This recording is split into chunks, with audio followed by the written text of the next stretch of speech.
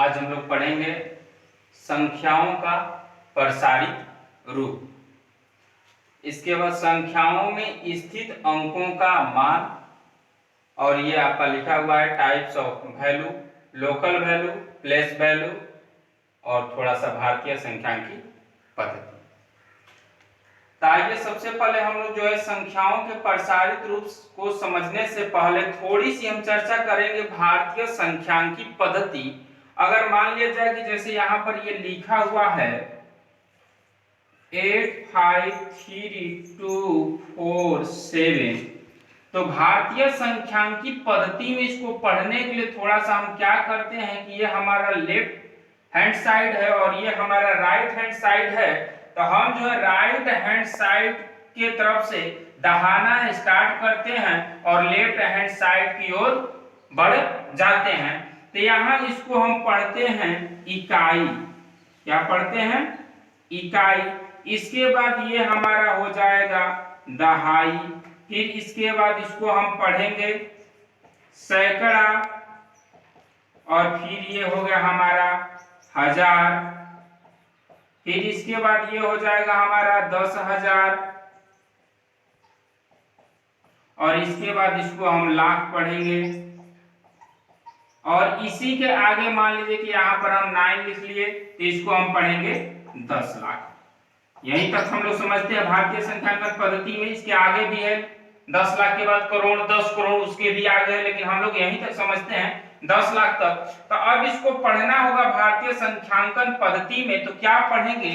तो ये इकाई, दहाई, सैकड़ा, यहाँ पर कोमा लगा देंगे, हजार, 10,000, इसके बाद लाख, 10 लाख, यानी कि 98,53,247। ठीक है, इसे हम लोग पढ़ेंगे 98,53,247। अब इसी तरह और भी संख्या ले सकते हैं और उसको जो है हम लोग दहा कर पढ़ सकते हैं। तो इकाई, दहाई, सैकड़ा, हजार, यानी कि 8,768। अगर इसी तरह मान लिया जाए कि और हम संख्या ले लिए, तो अब इसको हम पढ़ेंगे इकाई, दहाई, सैकड़ा, हजार, 10,000, यानी कि 87,367। यहाँ पर जो अल्प विराम लगाया जा रहा है, तो हम लोग देखते हैं ये इकाई, दहाई, सैकड़ा, ये तीनों एक ग्रुप में आते हैं, इसलिए इन तीनों को एक ग्रुप में करके यहाँ पर अल्प विराम लगा दिया जा रहा है। इसके बाद देखते हैं कि हजार, 10,000, इसमें भी हजार और इसमें भी हजार, यानी कि ये दोनों एक ग्रुप के हैं। तब जो है जाकर 2 अंक के बाद फिर जो हम अल्प विराम लगा लेंगे। फिर ये देखते हैं कि लाख, 10 लाख, ये भी जो है दोनों एक ही ग्रुप के हैं, तो उसके आगे जो हम अल्प विराम लगाएंगे। यानी कि अल्प विराम इस तरह लगाया जाता है, यानी कि जैसे कि उनके ग्रुपों को में बांटा जाता है। अल्प विराम लगाने का मतलब होता है कि उनको ग्रुपों में बांट दिया जाता है। ठीक, तो अब जो हम आगे समझ रहे संख्याओं का प्रसारित रूप। ठीक, थैंक्स। चलिए अब देखते हैं संख्याओं का प्रसारित रूप। जैसे मान लीजिए कि यहाँ पर हम 85 लिख दिए, 85 लिख दिए, और इसका प्रसारित का मतलब होता है कि विस्तारित रूप, उसका जो है विस्तार कर देना। तो ये 85 है, तो इसको हम इकाई पढ़ेंगे और इसको दहाई। तो यहाँ पर लिख सकते हैं 8 दहाई प्लस 5 इकाई, यानी कि 8 दहाई का मतलब कि 8 गुणे 10, दहाई का मतलब 10, और 5 इकाई, इकाई का मतलब 1, यानी कि 80 प्लस 5। तब 85 का विस्तारित रूप यही हुआ। अगर मान लीजिए कि इससे बड़ी संख्या लेनी हो, बड़ी संख्या हम ले लिए और इसका विस्तारित रूप लिखना है, तो सबसे पहले इकाई, दहाई, सैकड़ा, हजार, 10,000, यानी कि 8 10,000, फिर इसके बाद जो है प्लस 5, क्या है 1000 है ना, इकाई, दहाई, सैकड़ा, हजार, यानी कि 5,000 हो जाएगा हमारा। और इसके बाद है हमारा जो है 3 सैकड़ा, 3 सैकड़ा हम ले लेंगे, और इसके बाद प्लस 6 है हमारा, 6 दहाई कर लेंगे, और फिर प्लस जो है हमारा 7 है, और 7 को हम इकाई कर लेंगे, 7 को इकाई कर ले रहे हैं, ठीक है। तो अब यहां से समझिए 8 10,000 यानी कि 8 गुणे 10,000 यानी इकाई, दहाई, सैकड़ा, हजार, 10,000, इकाई, दहाई, सैकड़ा, हजार, 10,000 हो गया। फिर इसके बाद 5,000 है तो 5 गुणे 1,000। फिर इसके बाद 3 सैकड़ा है तो 3 गुणे 100। और फिर इसके बाद जो 6 दहाई है तो 6 गुणे 10। और फिर जो 7 हमारा इकाई है तो 7 गुणे 1 कर लेंगे। इसके बाद जब गुणा करेंगे तो 8 एकम 8, 8 पे कितना सुनना तो 3 1 4, तो 2 और 2 4 प्लस 5 गुणे 1000 है तो 5 गुणे जब 1000 है तो यहाँ पर जो ट्रिपल शून्य कर देंगे।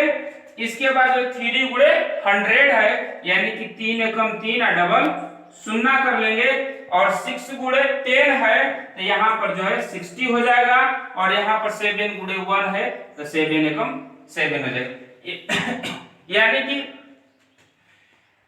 85,367 का प्रसारित रूप या विस्तारित रूप यही हुआ हमारा। और इसी तरह जो अन्य संख्याओं का प्रसारित और विस्तारित रूप निकाल सकते हैं। तो अब हम नेक्स्ट में समझेंगे संख्याओं में स्थित अंकों का मान, ठीक है। चलिए अब देखेंगे संख्याओं में स्थित अंकों का मान यानी कि वैल्यू। और वैल्यू हमारे जो है दो प्रकार के होते हैं, एक लोकल वैल्यू और एक प्लेस वैल्यू, यानी कि जातीय मान और स्थानीय मान। तो अब देखते हैं हम लोग, जैसे कि मान लीजिए कि ये हमारा संख्या हो गया 9,537। अगर इसमें कोई आपसे पूछे कि 7 का जातीय मान क्या होगा, 7 का जातीय मान क्या होगा, जातीय मान क्या होगा, तो 7 का जब जातीय मान की बात किया यानी लोकल वैल्यू का बात किया, तो किसी भी संख्या में किसी अंक का जातीय मान पूछे तो वही मान खुद का खुद या स्वयं का स्वयं हो जाता है, यानी 7 का जातीय मान 7 ही होगा, ठीक है।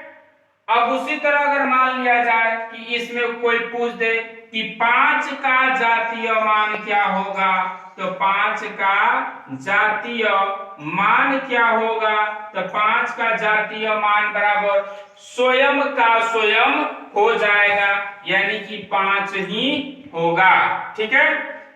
अगर अब बात रही हमारा प्लेस वैल्यू की यानी स्थानीय मान का, अगर 5 का स्थानीय मान पूछे कि 5 का स्थानीय मान क्या होगा, तो स्थानीय मान इसका ये हो जाएगा कि अब हम देखेंगे कि 5 जो है किस स्थान पर है, संख्या में 5 किस स्थान पर है, तो यहां से हम दहाना स्टार्ट करेंगे। तो ये हमारा इकाई, दहाई, सैकड़ा, यानी कि 5 जो है सैकड़ा पर है, कहाँ है, सैकड़ा मान पे है। तो 5 गुणे 100 यानी कि 500 500, यानी कि 5 का स्थानीय मान यानी प्लेस वैल्यू 500 हो जाएगा, ठीक है। अगर उसी तरह 9 का प्लेस वैल्यू ज्ञात करना हो तो 9 का स्थानीय